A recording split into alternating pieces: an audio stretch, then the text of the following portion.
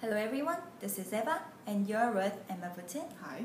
So you're watching 10 by 10 Lessons with Emma Butin and Eva. So we are on chapter 6, Whose Idea Is It Anyway? So for last 5 chapters, we talked through how we make a good product. Now on your chapter 6 of your book, now we're about to launch our product and set up a company. So what are the preliminary steps to setting up a company? Let's say one of the founders decides to walk away before the company is set up. Then how can we protect our work and product? Well, setting up boundaries and drafting proper agreements is very important at all stages. Let me tell you a little story. This one guy came home one night and he was very, very tired after a very long day at work.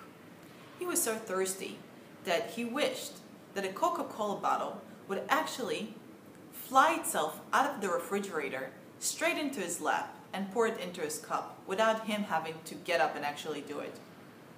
Being the entrepreneur he is, he actually said to himself, "Hey, I'm an entrepreneur. This is a startup. I'll go make it." He slept on it for an entire night, and the next day he called up his friend and he told the idea to his friend. His friend said, "Hey, this is a beautiful idea. Let me develop the technology for it." So they started working on the idea a little bit further, and then they called up a third friend. And the third friend actually came up and said, "Why don't you have a remote control? A remote control that every time you press it, it opens up the refrigerator and flies that Coca-Cola bottle straight into your hands. And let me also come up with a few business models for this and get in touch with some investors." So the 3 guys, one is responsible for the idea and leading the company, the other one is responsible for the technology, and the third one is responsible for adding to the idea the remote control portion and getting investors. Now set up in the garage a little table and started working. 2 months into it, they developed a beta. And once they're ready to go out and actually get funded, one of those guys, the one that is responsible for the investors and the remote control, says, "You know guys, I'm sorry. I'm tired. I can't do this. Just remember, a third of this idea is mine." Now what? There are several issues here. The first issue is, whose idea is it? In order to understand whose idea is it, let's first define an idea. And my definition of an idea is your vision, properly defined in its outcome and the step-by-step method to execute it. And the reason is, the outcome can be a big vision and it can change. And the step-by-step actually explains how the vision will manifest itself. And every time we add a little detail, it changes the idea. That's why it's very important to say, this is the technology and this is how it's going to work and how the business model is going to work. That creates the entire concept of an idea. In this case, with the 3 founders, each one of them added their own portion to the idea. The one said a flying Coca-Cola bottle. The other one actually built the technology, and the third one added a very important touch, that remote control. So really, the idea here belongs to all 3 founders. Now, what can we do if we don't have an agreement? Either nobody does it, or everybody can do it on their own terms. If nobody does it, that's a shame because it's a beautiful idea. If everybody can do it, then each one should go on their own and execute it, because everything depends on execution. So in this case, if the other 2 partners go ahead and actually develop the idea, the one that left can actually claim his attributed portion to the idea. This creates a little bit of fuzziness when the founders would like to set up a company, because in the future, any investment that would come in, the investors would like to see all founders working and developing this idea and not giving out a portion or a third to a founder that is not there. Lack of a proper founders agreement can cause all of this. It's highly recommended that you draft an agreement between all partners when you're starting to work on a concept and an idea. The agreement should include each one's portion, and the agreement should say, we're all here until a company is created. If one of the founders leaves, it should be stated in the agreement that he waives his right to the technology and to the idea, and he's willing to sell his part for a small fee that the founders can set up between themselves. This is to protect the idea and to protect the technology when one day it will become a company. This is a fair share. Every team can set up their own rules. What is usually common when we do founders agreements is to say we're here all the way through.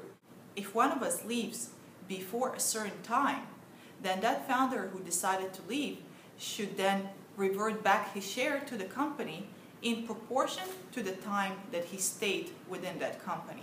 Emma, let's say now we set up a company and one of the founders decides to leave the company. He is still a shareholder, but no longer an employee of the company.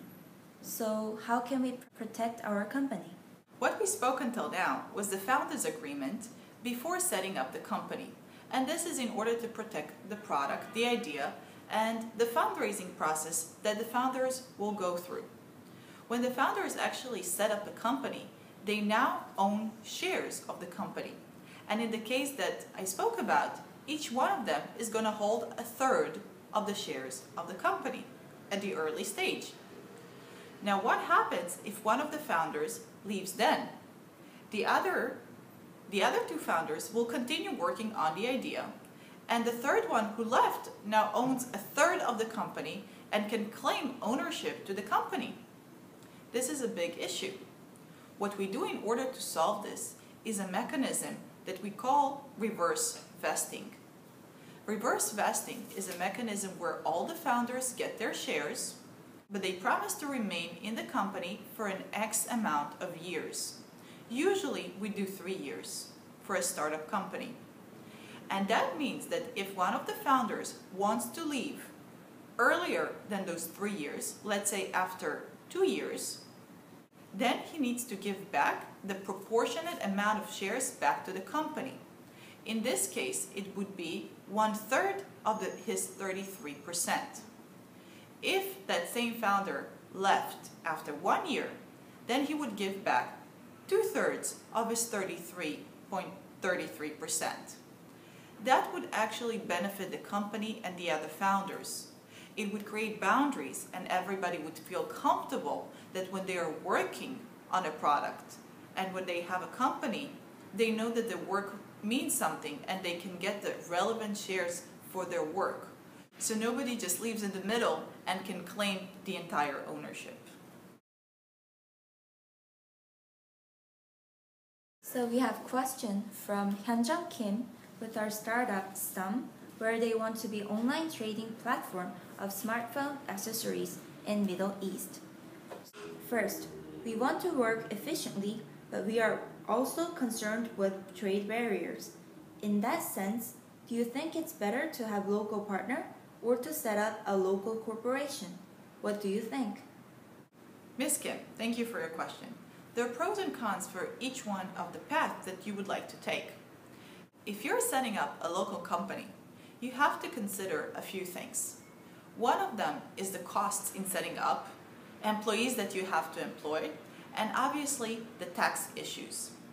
If you're talking to a local partner, then you can save all the costs associated with it, but you have to consider the percentage that that local partner would like.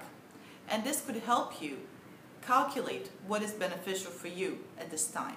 Second, regarding partnership with Israeli, what do you think is the most important thing when you choose a partner? What tips can you give us? The most important thing in choosing a partner is due diligence. That means that you really need to check the background for that partner, ask, get recommendations, and see who exactly are the people that you're working with. Do a lot of reading, make a lot of calls, you really want to count on the reputation of that partner and see that whatever that partner is telling you is absolute truth.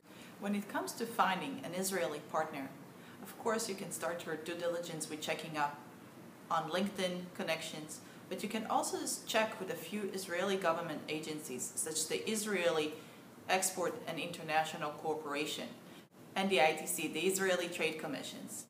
These agencies could definitely help you check on companies and then check on the founders, get recommendations. Emma, thank you for your explanation. Sure.